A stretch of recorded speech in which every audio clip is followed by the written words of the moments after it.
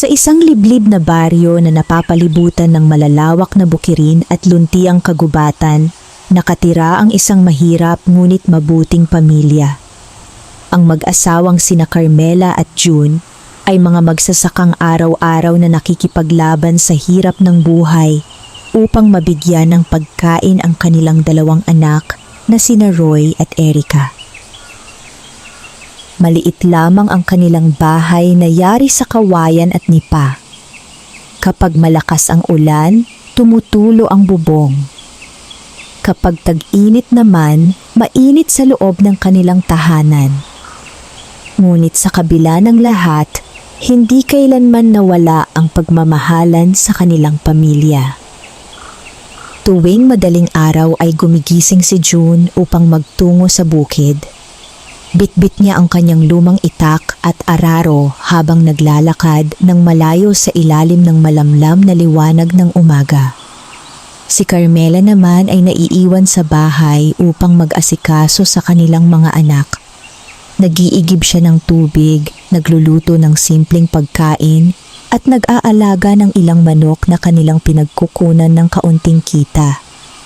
Madalas silang magkaroon ng isang kainan lamang sa maghapon. May mga panahong kanin at asin lang ang kanilang ulam. Ngunit hindi kailanman narinig ng kanilang mga anak na nagreklamo ang kanilang mga magulang. Isang gabi, habang nakaupo sila sa harap ng kanilang bahay, pinagmamasdan nila ang mga bituin. "Tatay," tanong ni Roy, "darating kaya ang araw na hindi na tayo maghihirap?" Napangiti si June kahit mabigat ang kanyang dibdib. "Darating din iyon, anak, basta huwag tayong mawala ng pag-asa." "Totoo po ba?" tanong ni Erica. "Opo," sagot ni Carmela. "Minsan dumarating ang biyaya sa paraang hindi natin inaasahan." Hindi nila alam na malapit nang magkatotoo ang mga salitang iyon. Kinabukasan ay nagtungo si June sa kagubatan upang maghanap ng kahoy na panggatong. Habang naglalakad siya sa masukal na bahagi ng gubat, may napansin siyang kakaibang liwanag sa pagitan ng mga puno. Nagtaka siya. Hindi iyon liwanag ng araw. Parang nagmumula iyon sa isang tao. Maingat siyang lumapit. Laking gulat niya nang makita ang isang magandang babae na nakaupo sa ilalim ng napakalaking puno. Nakasuot ito ng damit na tila hinabi mula sa sinag ng buwan. Mahaba ang kanyang buhok at kumikislap ang balat na parang may munting mga bituin. Ngunit higit sa lahat, halatang halata na siya ay buntis. Mukha rin siyang nanghihina. "Binibini?" Maingat na tawag ni June. Napalingon ang babae. May lungkot sa kanyang mga mata. "Naliligaw po ba kayo?" tanong ni June. Saglit na natahimik ang babae. "Oo," mahina niyang sagot. "Nahihirapan na po akong maglakad." Napansin ni June ang kanyang kalagayan. Mukha itong gutom at pagod. "May pamilya po ba kayong kasama?" Umiling ang babae. Wala. Naramdaman ni June ang awa. Kahit mahirap sila, hindi niya kayang pabayaan ang isang taong nangangailangan. "Lumakad po kayo kasama ko." Nagulat ang babae. "Saan?" "Sa bahay namin. Wala kayong sapat na pagkain." Nagtaka si June.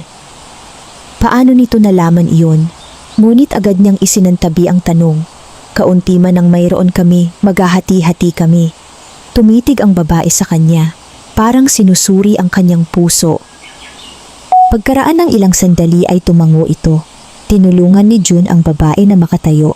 Mabagal silang naglakad pa uwi. Nang makita ni Carmela ang asawa kasama ang estranghera, agad siyang lumapit.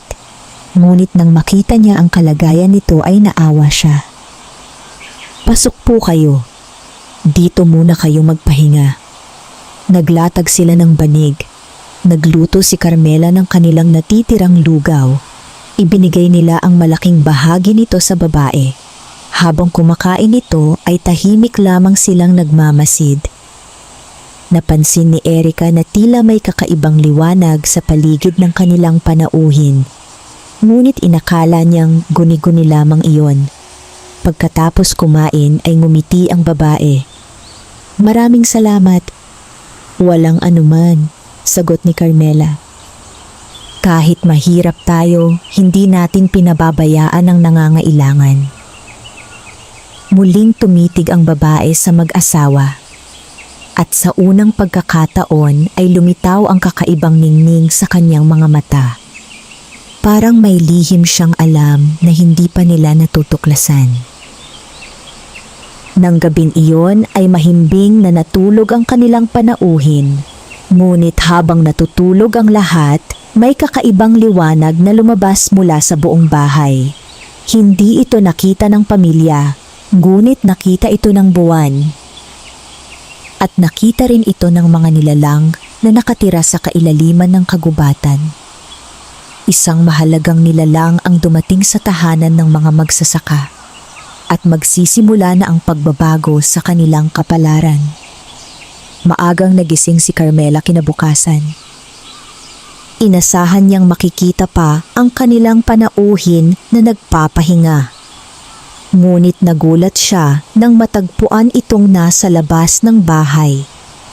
Tahimik itong nakaupo habang pinagmamasdan ang pagsikat ng araw. May kakaibang kapayapaan sa kanyang mukha. "Maaga po kayong nagising," sabi ni Carmela. Napangiti ang babae. "Maganda ang lugar ninyo." "Simple lang po, ngunit puno ng kabutihan." Nahiya si Carmela. Hindi siya sanay sa mga papuri.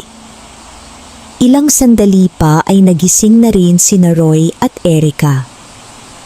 Mabilis silang naging komportable sa kanilang panauhin. May kakaibang lambing ang babae sa mga bata. Parang matagal na niya silang kilala.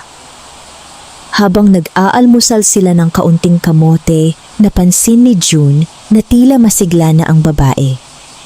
"Nakabawi na po ba kayo ng lakas?" "Opo. Salamat sa inyo." "Wala pong anuman." Tahimik silang kumain. Pagkaraan ng ilang sandali ay nagsalita ang babae. "Ano po ang inyong kabuhayan?" "Magsasaka po." "Kumusta naman ang ani?" Napabuntong hininga si June. "Palaging kulang. Kapag may bagyo nawawala. Kapag tagtuyot natutuyo. Parang ayaw kaming swertihin." Tumango ang babae. Parang malungkot na narinig iyon. Matapos ang almusal ay nagtungo si June sa bukid. Nagulat siya nang sumama ang babae. "Huwag na po kayong mapagod." "Maayos ako." Pagdating nila sa bukid ay napansin ng babae ang tuyong lupa.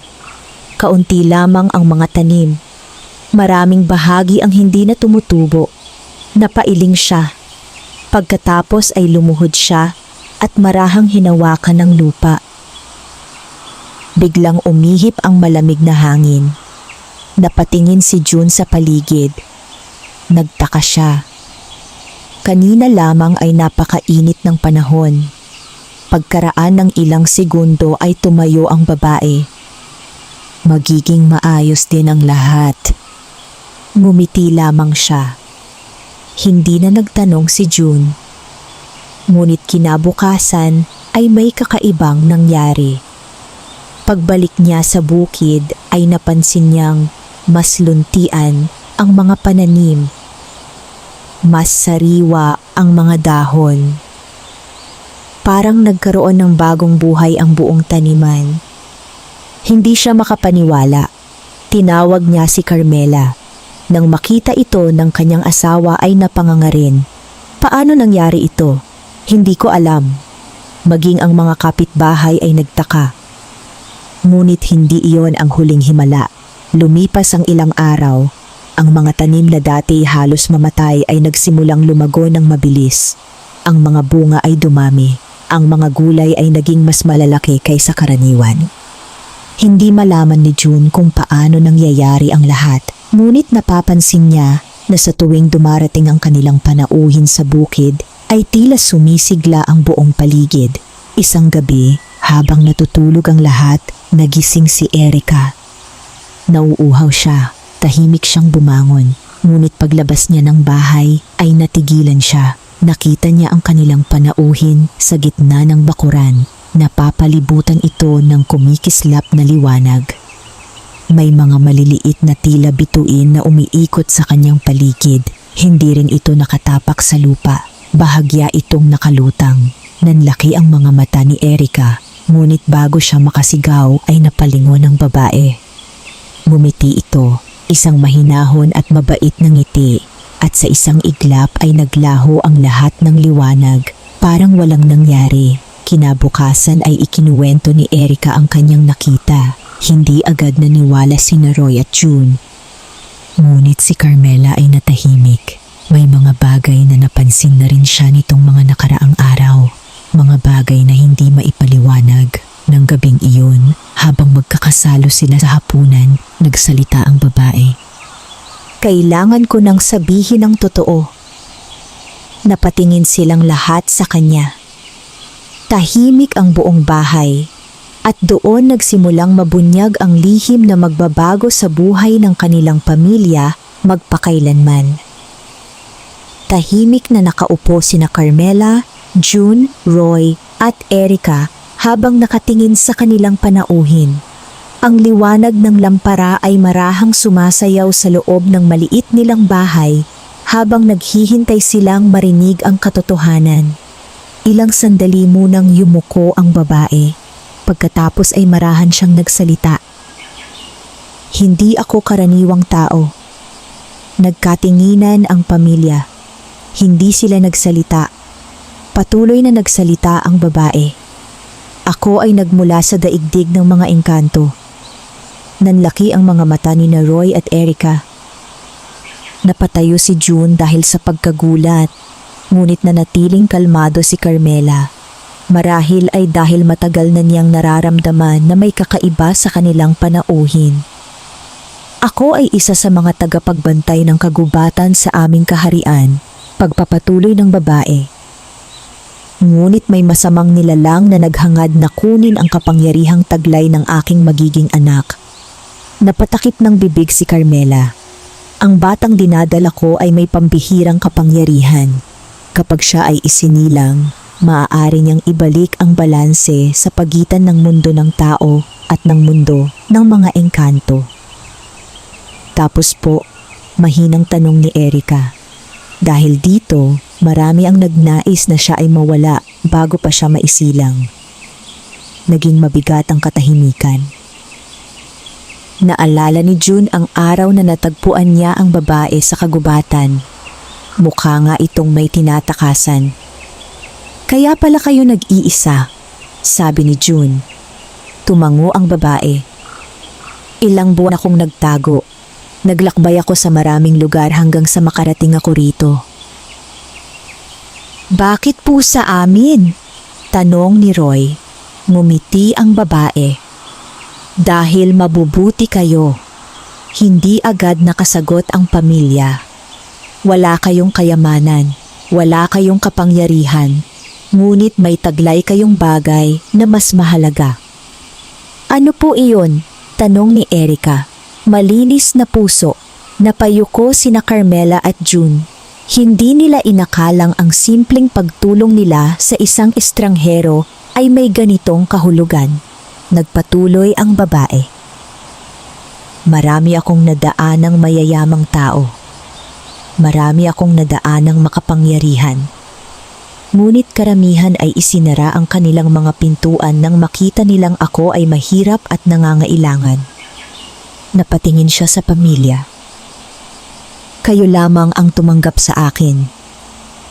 Naging emosyonal si Carmela. Hindi niya alam kung ano ang sasabihin. Makalipas ang ilang sandali ay biglang humawak ang babae sa kanyang tiyan. Bahagya siyang napangiwi. Nag-alala ang lahat. Ayos lang po ba kayo? Tanong ni June. Tumango siya. Malakas ang sanggol. Ngunit napansin ng pamilya na may kakaibang gintong liwanag na lumitaw sa kanyang tiyan. Unti-unti itong lumiwanag. Kasabay nito ay nagkaroon ng malamig na hangin sa paligid. Ang buong bahay ay napuno ng banayad na ningning. Maging sina Roy at Erica ay hindi makapagsalita. Pagkaraan ng ilang sandali ay nawala rin ang liwanag. Ngunit naiwan ang kanilang pagtataka. Kinabukasan ay mas lalo pang gumanda ang kanilang bukirin. Ang mga halamang dati ay halos hindi tumubo ay naging hitik sa bunga. Ang mga puno ay nagsimulang mamunga ng masagana. Pati ang kanilang mga manok ay dumami ang mga itlog. Nagsimulang mag-usap-usap ang mga tao sa baryo. May ilan na nagsabing pinagpala ang pamilya. May ilan namang naiinggit at may ilan ding naghinala. Isa sa mga ito ay si Mang Roldan, ang pinakamayamang tao sa baryo.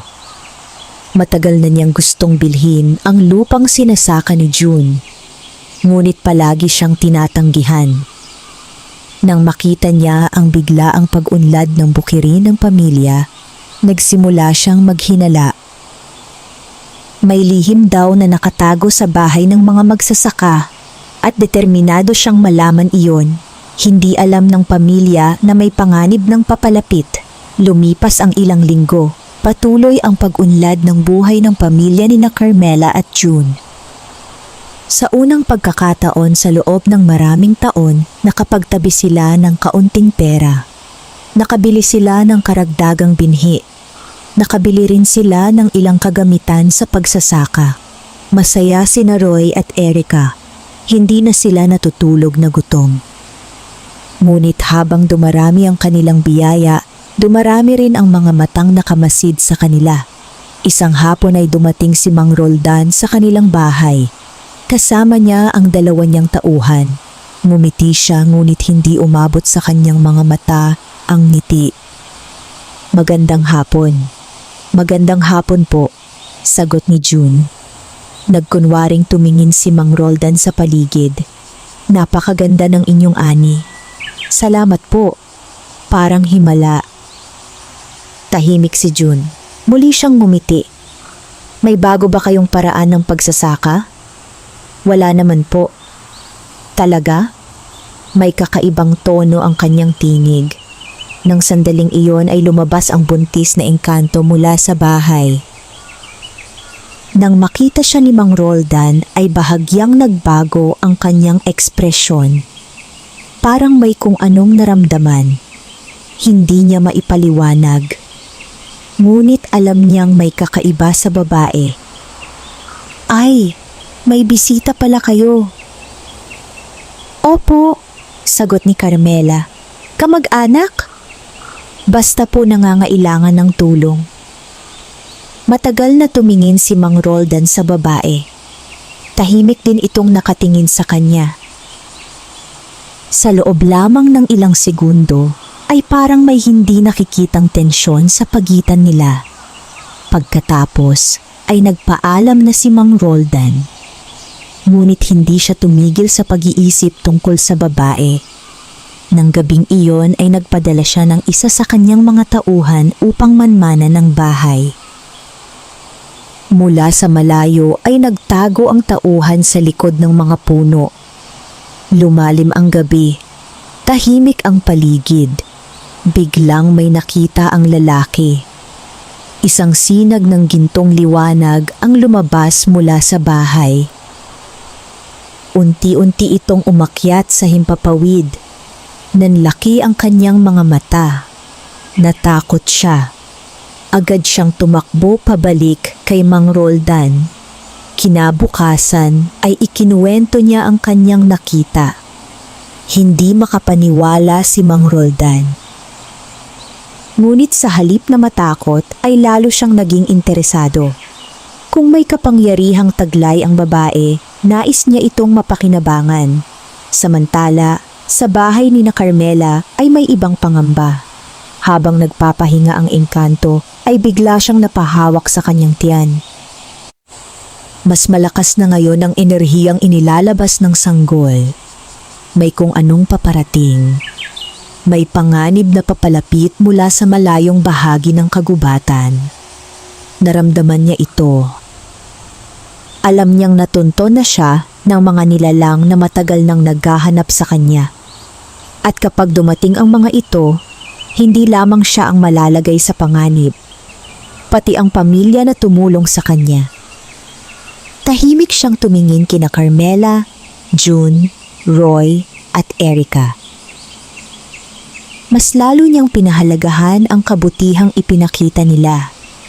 Sa kanyang puso ay gumawa siya ng isang pangako. Anuman ang mangyari, hindi niya hahayaang mapahamak ang pamilyang nagligtas sa kanya. Ngunit sa kailaliman ng kagubatan, may mga matang kumikislap sa dilim.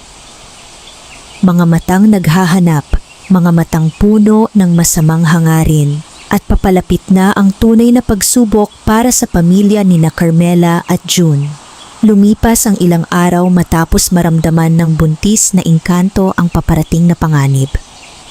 Habang lalong sumasagana ang buhay ng pamilya ni Carmela at June, lalong nagiging mabigat ang kanyang kalooban. Tuwing gabi ay tahimik siyang lumalabas ng bahay at tumitingin sa malayong kagubatan. May hinahanap siya at may iniiwasan. Isang gabi, napansin siya ni Carmela. Lumapit ito at marahang umupo sa tabi niya. "May problema ba?" tanong ni Carmela. Sandaling natahimik ang engkanto. Pagkatapos ay tumango. "May mga naghahanap sa akin." "Yung mga kalaban ninyo?" "Opo." Nabahala si Carmela. "Gaano sila kalakas?" Hindi agad sumagot ang engkanto. "Napakalakas." Napayuko si Carmela. Ngunit matapos ang ilang sandali ay hinawakan niya ang kamay ng panauhin. "Ano man ang mangyari, hindi ka namin iiwan." Nagulat ang engkanto. Hindi siya sanay na may taong nagsasalita sa kanya ng ganoon. Sa kanilang kaharian, maraming nilalang ang gumagalang sa kanya dahil sa kanyang kapangyarihan. Ngunit sina Carmela at June ay gumagalang sa kanya dahil sa kanyang pagkatao. At iyon ang higit na mahalaga. Kinabukasan ay nagtungo sa bukid si June kasama si Roy. Habang nagtatrabaho sila ay napansin nilang may mga bakas ng malalaking paa sa gilid ng kagubatan. Hindi iyon bakas ng tao. Hindi rin iyon bakas ng karaniwang hayop. Napakunot ang noo ni June. "Huwag ka munang lalayo sa akin," sabi niya kay Roy. Tumango ang bata. Hindi nila alam na sa likod ng mga puno ay may mga matang nagmamasid sa kanila. 3 nilalang na nakabalot sa maitim na balabal ang tahimik na nakatingin. Sila ang mga tagasunod ng maitim na pinuno na naghahanap sa buntis na engkanto. Matagal na nilang sinusundan ang kanyang enerhiya at ngayon ay natagpuan na nila siya. Nang gabing iyon, habang natutulog ang pamilya, biglang umihip ang malamig na hangin. Nagising ang engkanto. Agad siyang tumayo. Nararamdaman niya ang presensya ng mga kalaban. Lumabas siya ng bahay. Sa bakuran ay nakita niya ang 3 nilalang. Nakatayo ang mga ito sa dilim. Hindi gumagalaw. Hindi nagsasalita. Ngunit dama niya ang kanilang masamang intensyon. "Natagpuan din namin kayo," sabi ng isa. Tahimik ang paligid. "Nandito lamang ako. Sumama ka sa amin." "Hindi." "Kung gayon, kukunin namin ang batang dinadala mo." Biglang lumiwanag ang paligid. Lumabas ang gintong enerhiya mula sa katawan ng engkanto. Kasabay nito ay nagsimulang umikot ang hangin. Nayanig ang mga puno. Napaatras ang 3 nilalang, ngunit hindi sila umatras ng tuluyan. Mabilis silang sumugod. Sa isang iglap ay nagkaroon ng matinding sagupaan ng kapangyarihan. Nagliyab ang hangin sa paligid. Umaling-awngaw ang enerhiya sa buong bakuran. Nagising sina June at Carmela. Mabilis silang lumabas ng bahay. Nagulat sila sa kanilang nakita. Ngunit bago pa sila makalapit, ay naglabas ng gintong harang ang engkanto upang protektahan sila. Matapos ang ilang minuto ng labanan, tuluyang umatras ang mga nilalang. Naglaho sila sa dilim, ngunit alam ng engkanto na hindi pa tapos ang lahat. Isa pa lamang itong babala, mas malakas na kalaban ang darating. At mas mabigat na pagsubok ang naghihintay. Matapos ang pag-atake ng mga nilalang, nagtipon-tipon ang pamilya sa loob ng bahay. Takot si Roy, tahimik naman si Erica, ngunit pinilit ni June na manatiling matatag. "Kailangan ba naming umalis dito?" tanong niya. Umiling ang engkanto. "Hindi pa, ngunit kailangan nating mag-ingat." Lumipas ang mga araw, wala nang muling pag-atake. Subalit ramdam ng lahat ang pagbabago. Parang may malaking pangyayari na nalalapit. Samantala, nagsimulang umani ang pamilya sa kanilang bukirin. At doon nila nakita ang tunay na himala. Ang kanilang ani ay higit na masagana kaysa sa anumang naranasan nila noon. Punong-puno ng palay ang kanilang kamalig. Malalaki at sariwa ang kanilang mga gulay. Maging ang kanilang mga puno ng prutas ay hitik sa bunga. Nang dalhin nila ang kanilang ani sa bayan, halos maubos agad ang lahat. Maraming mamimili ang natuwa sa ganda ng kanilang mga produkto. Sa unang pagkakataon sa kanilang buhay, nakauwi sina June at Carmela na may sapat na pera. Hindi sila makapaniwala. Nakabili sila ng bagong bubong para sa bahay. Nakabili sila ng mga gamit para sa pag-aaral ni Roy at Erica. Nakabili rin sila ng dagdag na mga hayop na aalagaan. Habang nakatingin si Carmela sa kanilang bagong ayos na bahay, hindi niya napigilang maiyak. Matagal na niyang pinangarap ang araw na iyon. Lumapit sa kanya ang engkanto. "Masaya ka ba?" tanong nito. Tumango si Carmela. "Sobrang saya. Matagal ko itong ipinagdasal." Ngumiti ang engkanto. "Kabutihan ang itinanim ninyo. Kaya kabutihan din ang inyong inaani." Lumipas pa ang ilang linggo. Lalong umunlad ang pamilya. Ngunit nanatili silang mapagkumbaba. Hindi sila naging sakim. Patuloy silang tumutulong sa mga kapitbahay na nangangailangan. Kapag may nagugutom, nagbibigay sila ng pagkain. Kapag may nangangailangan ng tulong sa bukid, tumutulong si June. Dahil dito ay lalo silang minahal ng mga tao sa baryo. Ngunit hindi lahat ay masaya sa kanilang tagumpay. Sa malaking bahay ni Mang Roldan, unti-unting lumalaki ang kanyang inggit. Hindi niya matanggap kung bakit ang dating mahirap na pamilya ay unti-unting umaangat. Araw-araw ay iniisip niya ang lihim na nasa bahay ni Carmela. At habang lumalalim ang kanyang kasakiman, may isang maitim na nilalang mula sa kagubatan ang lihim na lumapit sa kanya. Isang nilalang na naghahanap ng taong madaling matukso. Isang nilalang na handang gumamit ng inggit upang sirain ang pamilya. Hindi alam ni Mang Roldan na ang kanyang puso ay unti-unti nang nahuhulog sa bitag ng kadiliman. Samantala, isang gabi ay muling lumiwanag ang tiyan ng engkanto. Ngunit iba ang liwanag na ito. Mas maliwanag, mas makapangyarihan. Napahawak siya sa kanyang tiyan habang nakangiti. Alam niyang nalalapit na ang pagsilang ng kanyang anak. At kasabay nito ay nalalapit din ang pinakamahalagang yugto ng kanilang kwento. Habang papalapit ang araw ng pagsilang ng anak ng engkanto, lalong nagiging mabigat ang hangin sa paligid ng baryo. Bagaman hindi ito napapansin ng karamihan, may kakaibang katahimikan na bumabalot sa kagubatan tuwing gabi. Ang mga ibon ay maagang bumabalik sa kanilang mga pugad.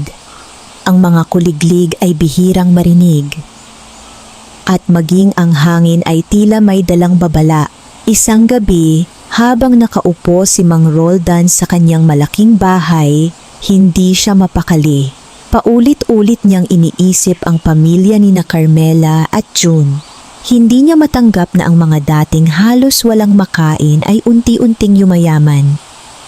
Sa kanyang puso ay tumubo ang matinding inggit at habang nakatingin siya sa dilim sa labas ng kanyang bintana, May isang aninong unti-unting lumitaw. Nabigla siya, ngunit hindi siya nakatakbo. Parang may puwersang pumipigil sa kanya. Lumapit ang nilalang, nakabalot ito sa maitim na usok. Hindi makita ang mukha nito, ngunit ang mga mata nito ay nagliliyab sa mapulang liwanag. Alam kong naiinggit ka, nanlamig si Mang Roldan. Sino ka? Isa lamang akong kaibigan. Wala akong kailangan sa iyo. Ngumiti ang nilalang. Talaga ba? Kung gayon, bakit gabi-gabi mong iniisip kung bakit mas pinagpapala ang pamilya ni na Carmela? Hindi nakasagot si Mang Roldan. Tinamaan siya ng sinabi ng nilalang. Dapat ay ikaw ang pinakamayaman sa baryo. Dapat ay ikaw ang pinakamakapangyarihan. Dapat ay ikaw ang iginagalang ng lahat. Unti-unting nalason ng mga salita ang kanyang isip. Ano ang gusto mo? Tanong niya. Isang simpleng kasunduan. Natahimik si Mang Roldan. Anong kapalit? Ituro mo lamang kung nasaan ang engkanto. Nanlaki ang kanyang mga mata. Kilala mo siya? Matagal na naming hinahanap. Nag-isip si Mang Roldan. Alam niyang mali ang kanyang gagawin, ngunit nanaig ang kanyang kasakiman. At sa gabing iyon ay pinili niyang makipagkasundo sa kadiliman. Samantala, sa bahay ni na Carmela, masaya ang pamilya habang sabay-sabay na naghahapunan. Masagana ang kanilang pagkain.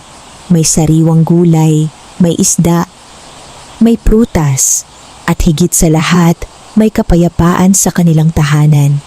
Ngunit napansin ng engkanto na tila may mabigat na enerhiyang papalapit. Alam niyang may masamang nangyayari. Hindi pa niya alam kung ano. Ngunit ramdam niya ito. Pagkatapos ng hapunan ay tinawag niya sina Carmela at June.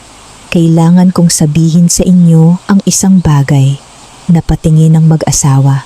Malapit ng isilang ang aking anak.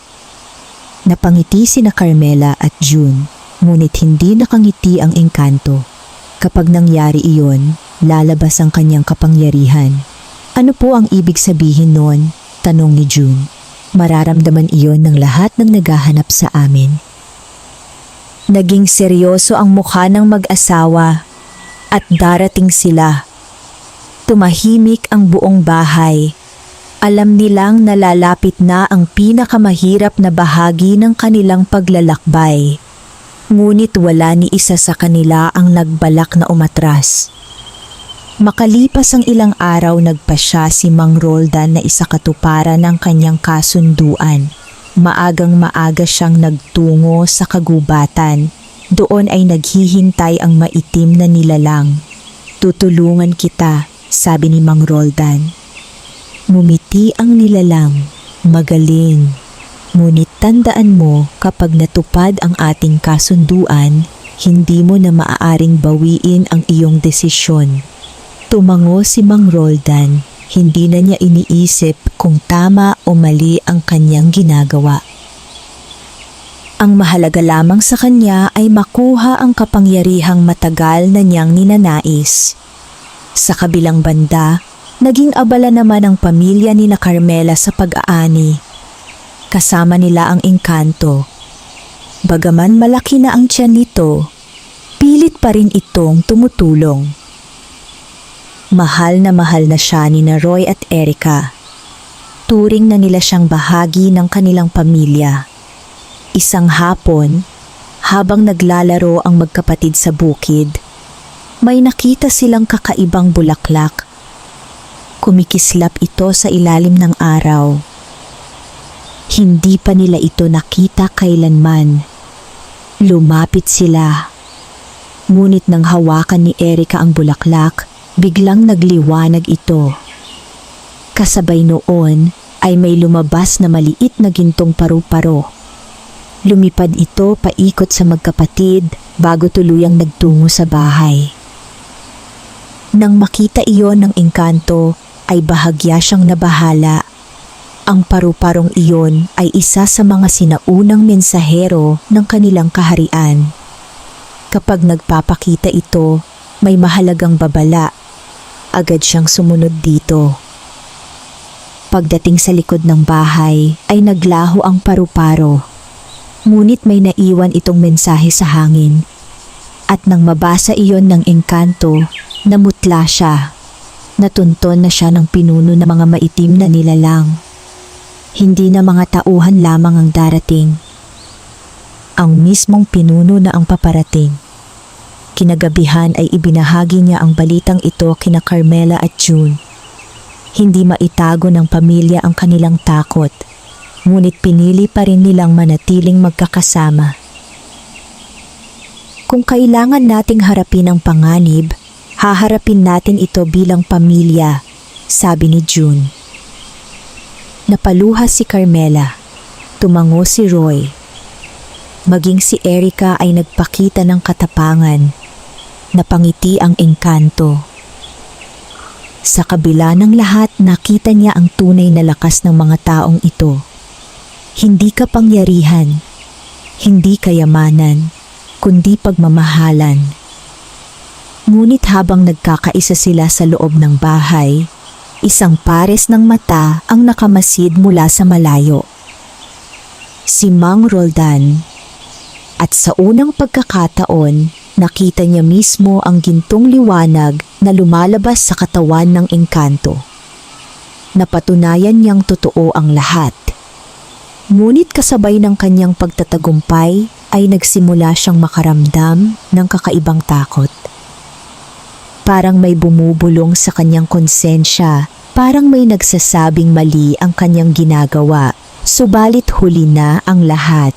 Naibigay na niya ang lihim sa kadiliman. At sa kailaliman ng kagubatan, nagsimula ng gumalaw ang hukbo ng mga maitim na nilalang. Paparating na ang huling pagsubok at kasabay nito ay nalalapit na rin ang pagsilang ng mahiwagang sanggol. Dumating ang gabing matagal nang hinihintay at kinatatakutan ng lahat. Makapal ang mga ulap sa kalangitan, malakas ang hangin. Ang mga puno sa kagubatan ay tila yumuyuko habang umiihip ang malamig na simoy ng gabi. Sa loob ng bahay ni na Carmela at June, nagsimula ng makaramdam ng matinding pananakit ang buntis na engkanto. Alam niyang dumating na ang oras. Magsisilang na siya.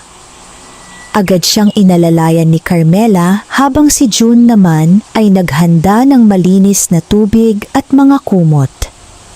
Bagaman kinakabahan, ginawa nila ang lahat ng kanilang makakaya upang tulungan siya. Samantala, sa kailaliman ng kagubatan, nagsimula ng magtipon ang mga maitim na nilalang. Kasama nila ang kanilang pinuno. Isa itong makapangyarihang nilalang na nababalot ng kadiliman.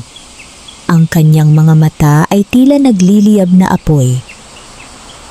Sa loob ng maraming taon ay hinangad niyang maagaw ang kapangyarihang taglay ng magiging anak ng engkanto. At ngayong gabi naniniwala siyang makukuha na niya ito habang lumalakas ang enerhiyang lumalabas mula sa bahay ni na Carmela, lalo namang bumibilis ang paglapit ng mga nilalang. Naramdaman ito ng engkanto. Napapikit siya. Heto na sila. Napatingin sina June at Carmela sa isa't isa. Alam nilang hindi na maiiwasan ang labanan. Ilang sandali pa ay nakarinig sila ng mga yabag sa labas. Paglabas ni June ay nakita niya ang dos-dosenang maitim na nilalang na nakapalibot sa kanilang tahanan.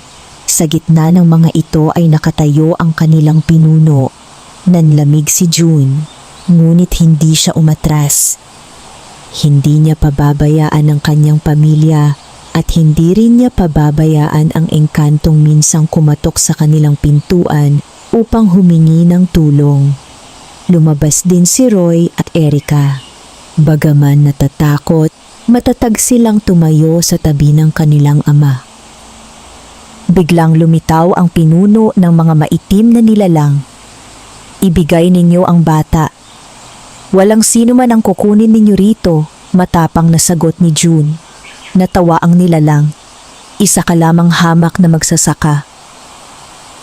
Maaaring mahirap ako, sagot ni June. Ngunit hindi ko ipagpapalit ang dangal ko sa takot. Nagulat maging ang mga nilalang sa kanyang katapangan. Sa loob ng bahay ay narinig ng engkanto ang mga salitang iyon. Napuno ng damdamin ang kanyang puso. Sa unang pagkakataon sa kanyang buhay, nakatagpo siya ng mga taong handang magsakripisyo para sa kanya nang walang hinihinging kapalit. At sa sandaling iyon ay nagsimula ang pagsilang. Isang matinding gintong liwanag ang sumabog mula sa bahay. Napatigil ang lahat, maging ang mga maitim na nilalang ay napaatras. Lalong lumiwanag ang buong paligid, parang naging araw ang gabi. Pagkaraan ng ilang sandali ay narinig ang iyak ng isang sanggol. Kasabay noon ay bumuhos mula sa kalangitan ang napakaraming gintong liwanag. Lumipad ang mga paru-parong kumikislap, namukadkad ang mga bulaklak at ang mga tuyong puno ay muling nabuhay. Sa gitna ng liwanag ay isinilang ang anak ng engkanto. Isang batang may dalisay na kapangyarihan, isang batang itinadhana upang magdala ng pag-asa. Ngunit hindi pa tapos ang panganib. Galit na galit ang pinuno ng mga maitim na nilalang at handa siyang gawin ang lahat upang maagaw ang sanggol. Sa gitna ng nakakasilaw na liwanag, lumabas ang engkanto mula sa bahay habang hawak ang kanyang bagong silang na anak.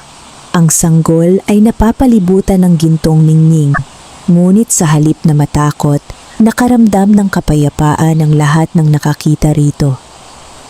Maging ang hangin ay tila tumigil, maging ang kagubatan ay tila nakinig. Galit na galit ang pinuno ng mga maitim na nilalang.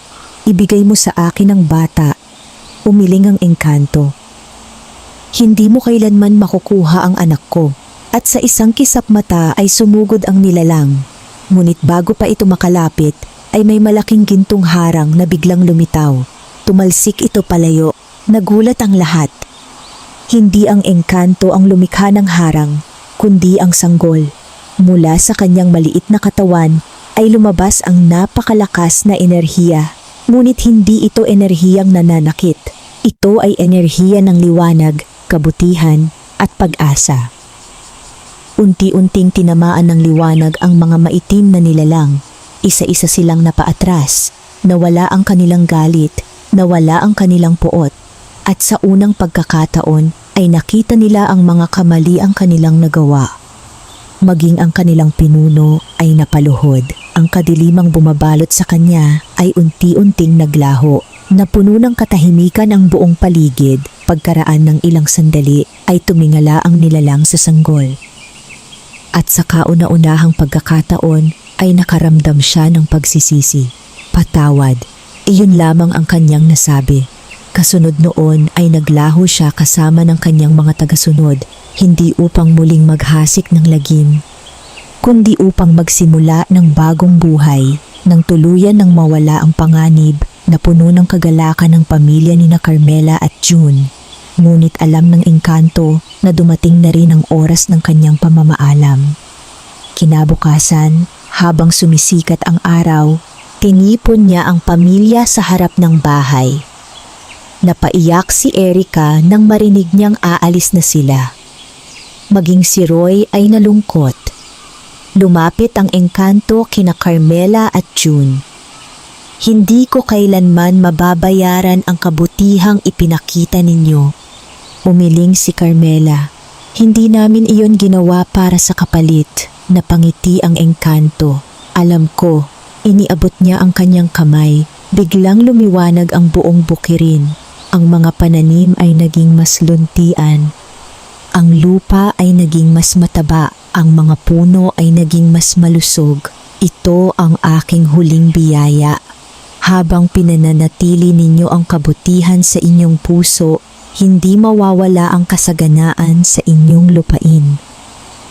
Napaluha si June, hindi dahil sa biyaya, kundi dahil mawawala na ang isang taong itinuring na nilang pamilya. Lumapit ang engkanto at niyakap sina Roy at Erica. Pagkatapos ay tumingin siya sa kanilang lahat. Ang pinakamalaking mahika ay hindi kapangyarihan. hindi rin kayamanan, kundi ang pusong marunong magmahal at tumulong. Pagkatapos ng mga salitang iyon, ay bumalot ang gintong liwanag sa mag-ina. Unti-unti silang umangat sa hangin. At sa isang iglap ay naglaho sila. Tahimik na pinagmasdan ng pamilya ang kalangitan. Bagaman malungkot, puno naman ng pasasalamat ang kanilang mga puso. Lumipas ang maraming taon, patuloy na umunlad ang buhay ni na Carmela at June. Naging isa sila sa pinakaginagalang na pamilya sa baryo, ngunit hindi sila nagbago. Nanatili silang mabait, mapagkumbaba at matulungin. Lumaki ring mabubuting tao sina Roy at Erica. At sa tuwing sumasapit ang gabi at sumisikat ang maliwanag na buwan, minsan ay may nakikita silang gintong paru-paro na lumilipad sa ibabaw ng kanilang bukirin. At sa tuwing nangyayari iyon, alam nilang hindi sila nalilimutan ng engkanto at ng kanyang anak. At habang buhay nilang iningatan ang alaala ng panauhing minsang kumatok sa kanilang pintuan bilang isang nangangailangan, ngunit nag-iwan ng biyayang nagbago sa kanilang buhay magpakailanman. Wakas.